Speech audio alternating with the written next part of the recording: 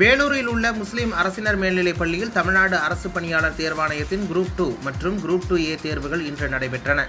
இந்த மையத்தில் 171 பேர் இந்த தேர்வை எழுதினர். மாநிலம் முழுவதும் குரூப் 2 தேர்வுகளில் குளறுபடிகள் ஏற்பட்டதால் தேர்வுகள் முழுமையாக ரத்து செய்யப்பட்டன. இதனால் மாநிலம் முழுவதும் தேர்வு மையங்களுக்கு சென்ற தேர்வர்கள் திருப்பி அனுப்பப்பட்டனர். ஆனால் வேலூரில் உள்ள முஸ்லிம் அரசு மேல்நிலைப் பள்ளியில் தொடர்ந்து தேர்வுகள் நடைபெற்றன. இதனை படம் பிடிக்க சென்ற செய்தியாளர்கள் காவல்துறையினரால் மிரட்டப்பட்டனர்.